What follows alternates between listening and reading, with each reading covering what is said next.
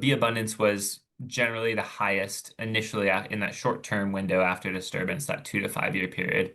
And that was true for both of our disturbances, where a key piece here was that bee abundance initially was actually much higher in the clear cuts than in the burns.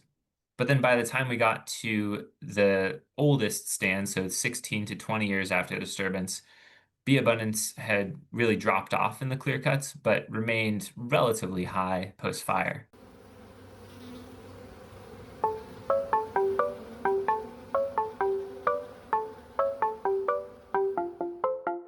From the Oregon State University Extension Service, this is PolliNation, a podcast that tells the stories of researchers, land managers, and people like you who are making bold strides to improve the health of pollinators. I'm your host, Dr. Adoni Malathopoulos, Associate Professor of Pollinator Health in the Department of Horticulture. There are all kinds of disturbances in forests. You can think about wildfires, timber harvesting, landslides.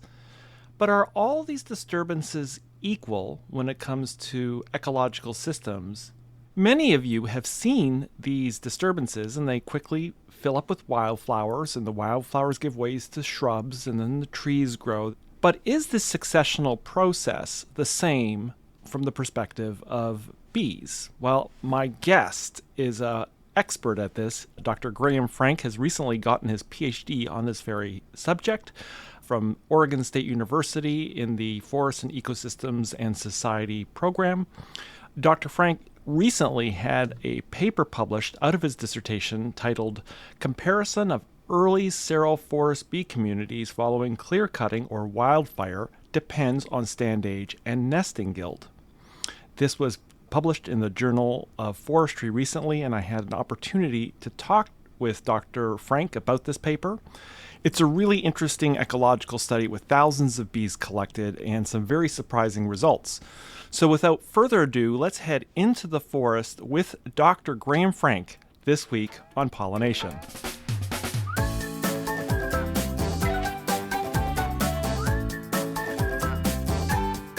Well, I'm really excited to have you on the show this week, Dr. Frank. Yeah, thanks for having me, Andoni.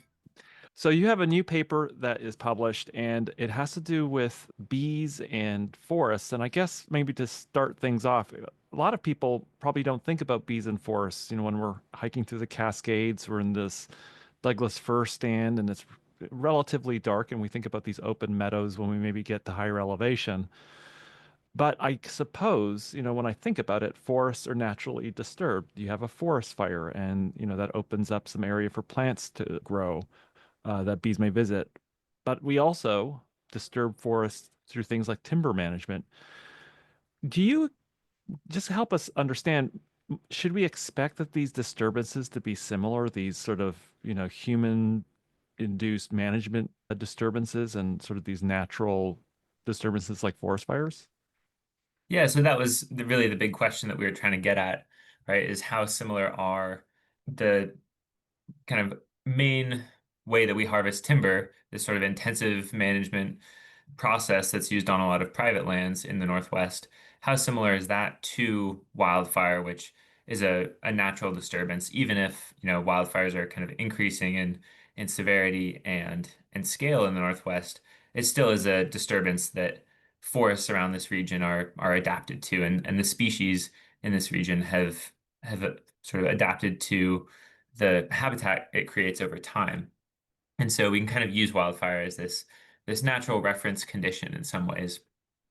And so at really broad strokes, right, you'd kind of expect, well, they're both removing the forest canopy, allowing a lot of light to reach the understory. That's probably going to allow a lot of flowers to not only, you know, flowering plants to grow, but also provide the energy that those plants need to flower, which is, of course, important for pollinators. But once we get past that really sort of superficial similarity, we'd expect quite a few differences, right? For one, wildfire produces a big pulse of dead wood to the system. It can also attract a lot of wood-boring beetles that create holes in that dead wood, which is an important nesting substrate for some bees. Creates a lot of bare ground, whereas, you know, a timber harvest certainly creates some bare soil, but also leaves some of that litter layer in place. And then there's also the post-disturbance management. So we looked at wildfires that had been managed very little after disturbance, right? Because that's sort of our control condition. In some cases, they were planted a bit, but the timber harvests that we looked at were managed with herbicides to remove or reduce the competition with planted conifer trees. So Mhm. these were planted with mostly Douglas fir, and then herbicides were used to allow those trees to grow quickly. And so there are also things you'd expect from that herbicide treatment in particular, right? Like a limiting of the kind of shrub layer, maybe a change in the vegetation community overall. And we might expect that to influence the bee community. No, that's fascinating. I can imagine this when a fire goes through, there is going to be this debris, and even though there's debris after forest management, it's a different type of debris. Like the dent, I imagine the chunkiness of lack of a better term, but the the type and character of that debris is going to be way different.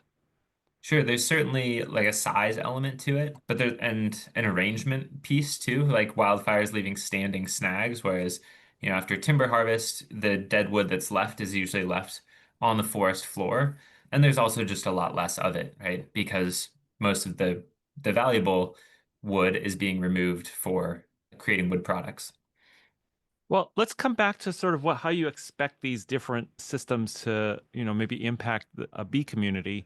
But how can you do this? Like, how can one compare these different things? I imagine a forest fire happens way over here, and then a timber harvest, takes place, and they're not the same age, and so there's all these confounding variables. How are you able to do a study that could compare these different disturbances and not only compare these disturbances at one point, but I imagine the biological impacts on the bee community are maybe, 4 years down the road. How did you even come up with the design to do this kind of comparison? Yeah, so Southwest Oregon is somewhat unique in the way that it allowed us to do this study.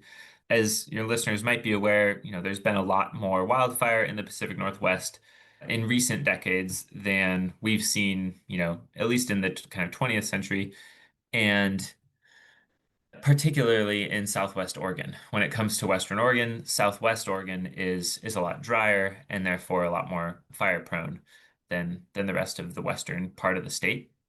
And so there've been all of these wildfires down there. People might remember the Biscuit Fire in 2002. That was breaking records at the time for size. And so that was kind of the oldest fire that we worked off of. But then we also had other fires in, from 2013, 2015, 2017, and 2018.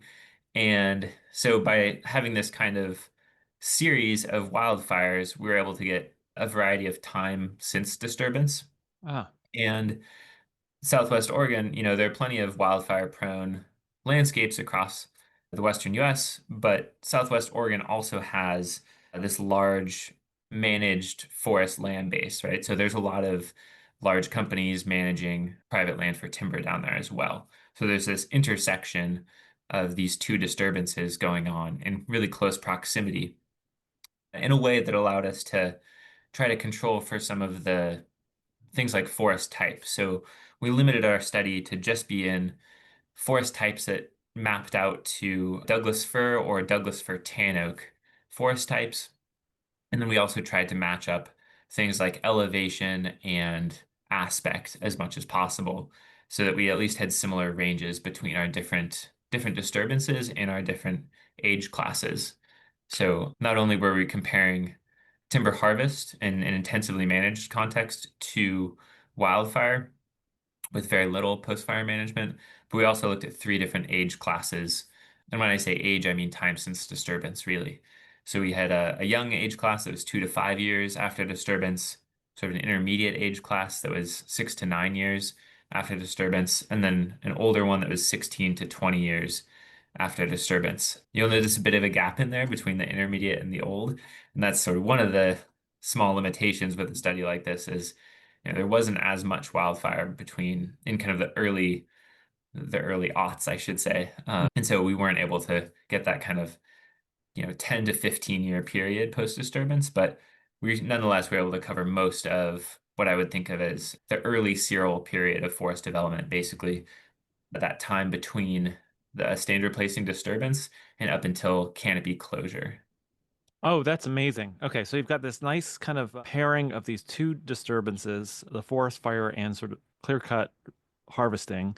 And then you've got this nice overlay where you have plots that are of different ages that have the same disturbance. So you can kind of forecast out or predict sort of how that community would change over time.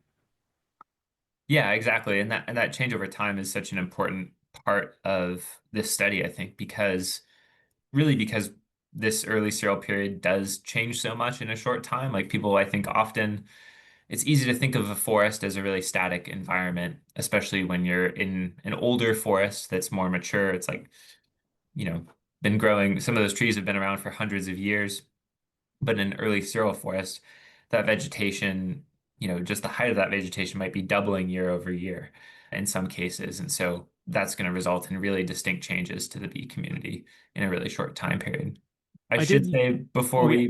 one other thing about the study design, we also had another category that was salvage logging. That's what I was going to ask you Yeah. about. Just in one group, one age category. Yeah, so a little imperfect there, but we were hoping to have this really nice, three age categories and three disturbances. But when I first started this study back in 2018, actually, we were out looking for field sites, and there were fires ongoing in Southwest Oregon. The Klondike fire was one of those, and it burned through part of the Biscuit fire, which had happened in 2002, which was our oldest Oh. area. And so we lost a lot of stands that would have been suitable for like that older age category of salvage logging. And then there was also some salvage logging we kind of expected to happen from more recent fires that basically nobody bid on. And so there were no timber operators who wanted to harvest the wood from those stands. And so they ended up not being salvaged and we didn't have sampling opportunities there. So we still looked at salvage logging. We still thought it was important, in particular because there's been some other studies on salvage logging and bees in that part of the state in Southwest Oregon. So we were kind of following up on that, but we weren't able to look at it across that whole age gradient. And let me just think about this for a second. So salvage logging, so if we have this, it's almost an intermediate between the two in that some of that woody material that would have been left after a fire is now being picked up and taken off. So you have almost this strange hybrid between the two treatments. Yeah, in some ways it's a bit of both, right? You've got the fire and the timber harvest where that dead wood's being removed after fire. And in some ways it's totally its own thing, right? You've unlike a regular timber harvest where they're removing green trees, salvage harvest is occurring in this post-fire context and so it can have some kind of unforeseen effects sometimes. All right. Well, let's come back to we were talking just a minute ago about sort of we have these different disturbances and how it may affect the bee communities. I mean, just circling back around, what did you expect? You've got these different disturbances and you kind of were walking through these plots and you had a sense of it. What were you expecting to see with the bee community? And why doesn't the bee community just change en masse? Like, you know, why is it important to look at this as a bee community rather than, one bee or some bumblebee of some sort? Yeah, so there are a few ways to answer that. The comparison itself was a little hard to know exactly what to expect. And I think that's why it was helpful to, one thing we did with this analysis was to hone in on different sort of life history traits of the bees, right? It's kind of an easy way to categorize them. It's really hard. We had over 100 different bee species that we were looking at. And, it's really hard to make sense out of anything if you're trying to look at each of those species as individual. And so what we did is split them into really four categories based on whether they're social or solitary bees. So social bees, being your bumblebees are kind of probably the best example, honeybees, that kind of thing. And then solitary bees, I think mason bees are a good example where you've got a single female that's provisioning the nest on her own. And then we also split them up by whether they nest above ground or below ground. And we thought that would be important, mainly because there are some very different nesting substrates available. As I kind of alluded to earlier, right? Post fire, you have all this dead wood, and that's what a lot of bees that nest above ground nest in. Mm. And then we might expect sort of a difference in, I guess, resilience to disturbance for ground nesting bees and how they would sort of respond over time to disturbance. So split them up into those categories. In terms of what we expected for just overall bee abundance and diversity, Rachel Zittimer, who is a PhD student at Oregon State, did a great study in the Oregon Coast Range where she looked at sort of just the time since disturbance in clear cuts part of this study, sort of an analog to what we've done. And she showed a really clear pattern where, after harvest over time, bee abundance and diversity are initially really high and then just kind of drop off. And so that's what we expected to see after the clear cuts over time, but we weren't quite as sure with wildfire. There was some research in out of Japan about a decade ago that didn't look at wildfire, but they did look at harvested stands that were allowed to regenerate naturally. So they weren't planted, they weren't managed with herbicides. And what they saw is that the bee abundance and diversity remained elevated after disturbance for longer. And so one thing we kind of expected is that we might have sort of a longer period of relatively high bee abundance and diversity after fire. That said, I really didn't know, which one would support a higher diversity of bees in general, which would support more bees in general, that sort of thing. I did expect that those bees that nest in dead wood might do better after fire, but it was a little harder to make predictions for the rest of the community. Okay, let's come back around this after we hear about your results, because then maybe the pieces will come together. But tell us a little bit about your method. So you have these, you told us a little bit about the sites, but Mhm. what were you measuring to look for these differences in the bee community? Yeah, so we used blue vein traps, which your listeners might be familiar with, they might not be, but they're these passive traps. So instead of hand netting, we're out there just putting these, they've got kind of a yellow collection bottle and then a blue piece of plastic basically on top of that bottle that is very attractive to bees.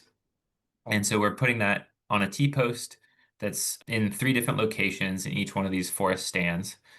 And we're leaving those up for 2 days in kind of late spring, and then again for 2 days in midsummer.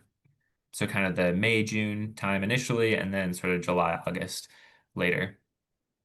And, it would have been great to go like 4 or 5 times during the season, but we were also doing this in conjunction with point counts for birds and pitfall traps for ground beetles and like all of these other things that we're trying to do to get a sense for biodiversity more broadly. We also then, each time we had those traps out, we were looking at flowers. So we would have all of these plots on, the forest floor and look at all the different flowering species.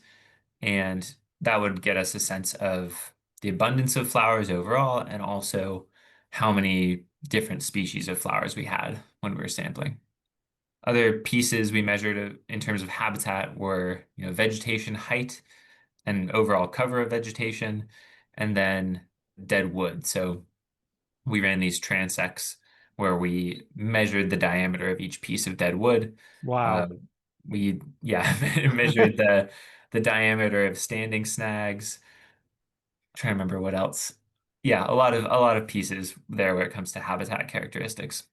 Oh, so that's great. So you have this little, I guess I almost think it's like a little bee counter, just a little trail cam for bees. I guess the bee hits the vein and then you collect it. So you're getting this kind of constant signal of the bees that are in that unit versus another. But then you've got all these other things that might help explain the differences, like the wood diameter and the amount of it and the what the vegetation actually is like that can give insights as to, why you're seeing those differences. Yeah, exactly. So the comparing the bees themselves, like that's our main objective here. But it's always nice to be able to say, well, maybe here is why this is happening. It's kind of unsatisfying just to say, yeah, we saw a difference. Okay, well, tell us what you found. What was some of the big findings that, and I was really impressed when I was reading the paper. There's just it's a lot of material that you collected. It's a really rigorous bee survey. But what did you end up pulling out of the study? Yeah, it is. It was a lot of bees, and I should maybe give a shout out here to Link Best, who your listeners are probably familiar with, who identified all of those bees for us and is an author on the paper as well. But our main findings sort of aligned with some of the hypotheses I explained earlier. One of those is that bee abundance was generally the highest initially in that short-term window after disturbance, that 2 to 5 year period.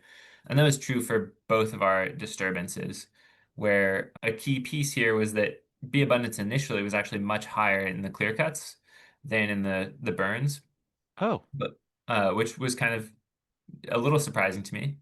But then by the time we got to the oldest stand, so 16 to 20 years after disturbance, bee abundance had really dropped off in the clear cuts, but remained relatively high post-fire.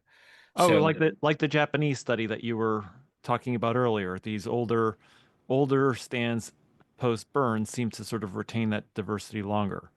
exactly, yeah. Huh. And right, and that was true for abundance and for diversity. Or we actually looked at species richness, so the number of species. And so right, it looked like in our data, 16 to 20 years, we're basically getting in those clear cuts down to almost no bees. But it would have been really cool if we could keep sampling, what does it look like 30, 40, 50 years after fire for bees? Because we really didn't see a huge decline. Can you just, to help me, what did those Mhm. older stands look like? Like, what are we talking about? Are we talking about trees up to your head or? Yeah, well, really different from the clear cuts, mostly because they were really dominated by broadleaf tree species or Oh, shrubs or a okay. mix of those. And the broadleaf species down there are things like tan oak or canyon live oak, Pacific madrone, right? You've got this, it's a really, I think for people from Corvallis, it's going to look really different in a lot of ways than the forest you're used to up here, even though as you're going south, it changes kind of gradually. By the time you get down there in some of these burn stands, suddenly you're like, "Well, I don't even, what are all these broadleaf trees? Am I still in Oregon?" Yeah, so really often quite dense with broadleaf vegetation, kind of shrubby, like it's resprouted a lot of it Uh-huh. after fire, and so it's grown actually quite quickly in some cases, and really hairy stuff to work in, I will say. Yeah. Those manzanitas can eat your ankles. Yeah, yeah, I should, yeah, a lot of manzanita, a lot of ceanothus as well. Yeah. Okay, that paints a picture. And on the managed force at this, the ones that had been, yeah, the managed force, what did they look like at the oldest age category? How big are the trees at that point? Yeah, by that point, most of the trees are kind of like a large sapling size, I guess. Let's see. I actually have the paper. We took tree heights, and I'm just gonna scroll to find so I can give you a height number. Okay. I think. Let's see. Large sapling. I'm imagining it's not that you could walk through it and it's you're they're still underneath you. So not necessarily. It's more like I can't find the number right now, but I should say like these trees are maybe like 5 meters tall at least, Oh, okay. probably taller in some Wow. cases. So All right. so they're getting pretty large. In a lot of cases, the branches are starting to overlap a little bit from one tree to the next. So we're getting really up to canopy closure. And in those cases, like it was really important to wear eye protection because those little needles are right at eye level a lot of the time, and the branches are like right into your This face. sounds like a perilous PhD. It certainly was, yeah. Okay, Yeah, and we so had a lot of great field technicians who worked really hard for us. Yeah. we had this, this expected or slightly unexpected. The diversity was highest in the early age categories, but it kind of retains in the burn site, the burn disturbance, it kind of Mhm. stays around. And I can almost picture why you've got all of these flowering shrubs around.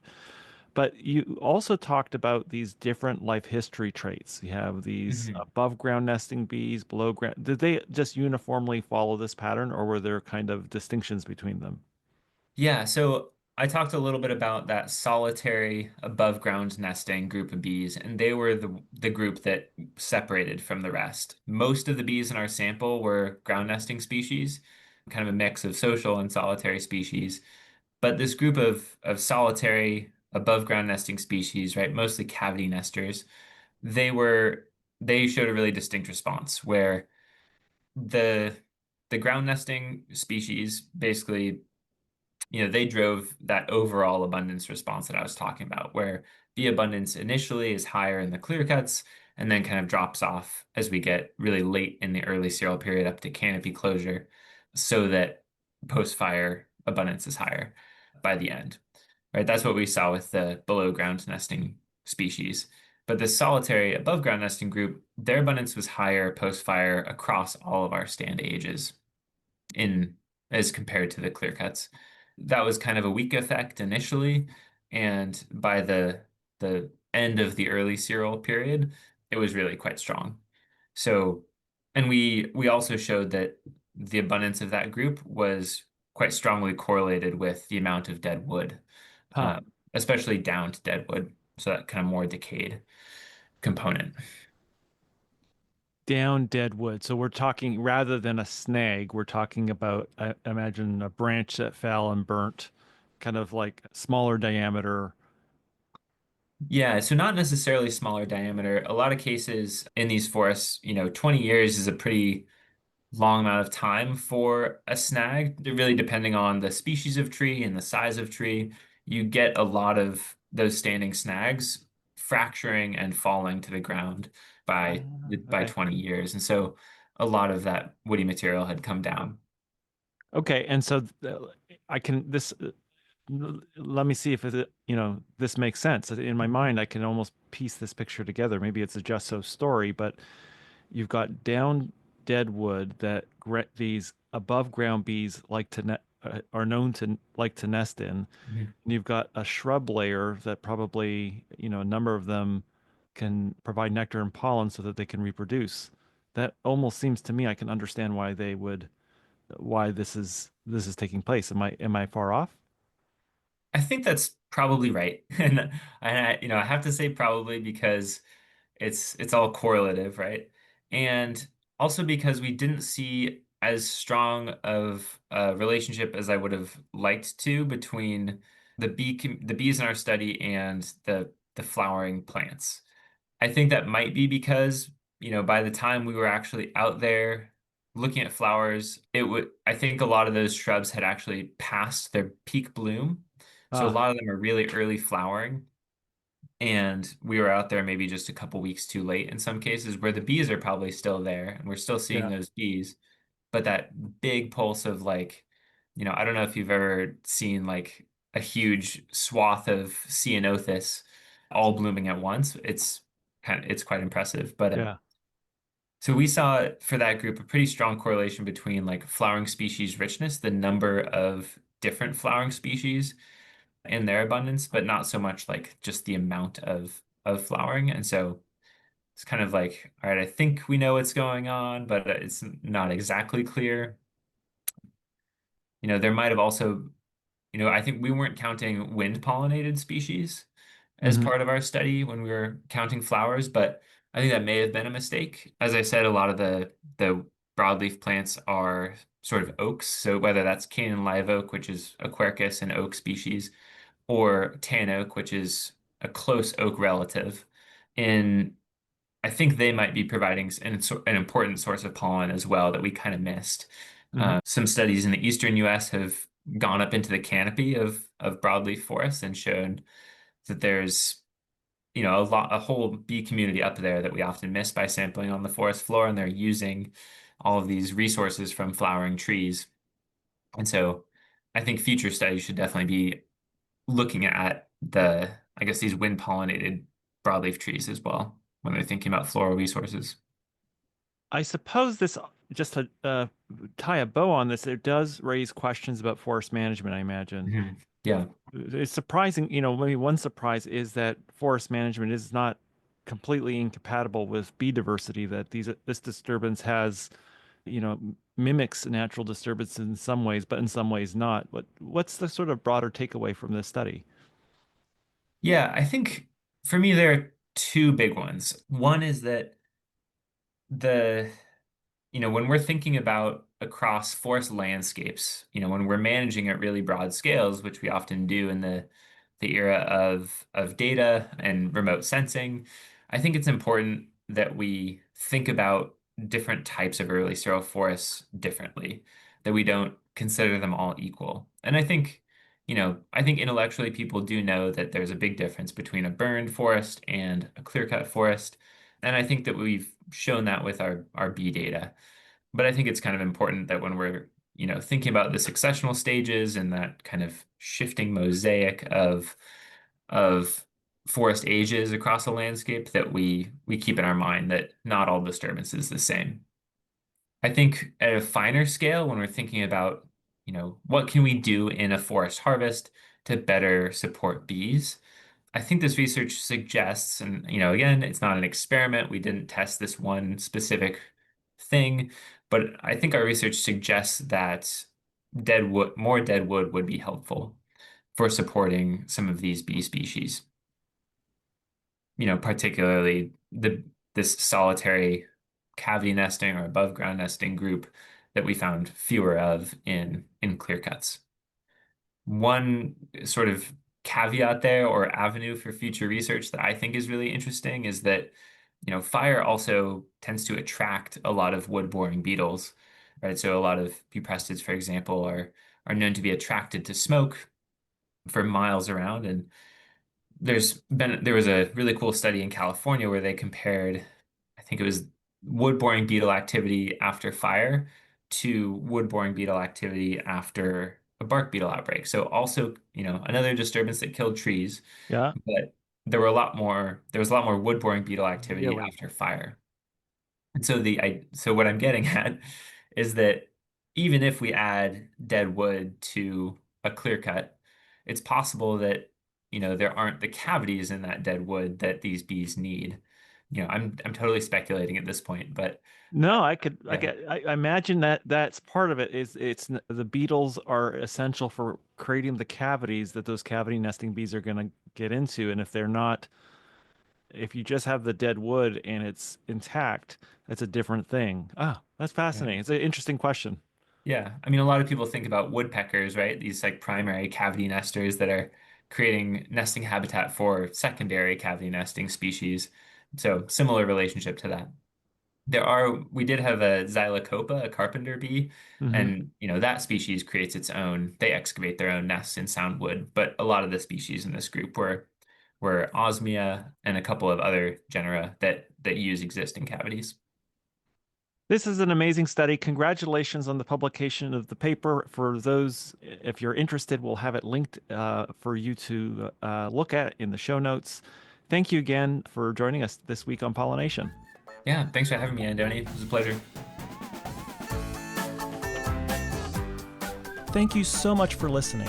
Show notes with links from each episode are available at the website pollinationpodcast.oregonstate.edu. I also love hearing from you, and there's a form at the website where you can pop in and say hello and give me feedback. If you want to support the show, remember to leave a rating on iTunes, Spotify, or whatever podcast mothership you use.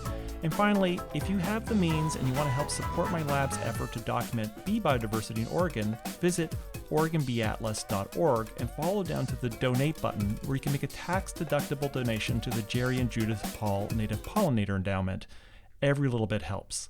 See you next episode.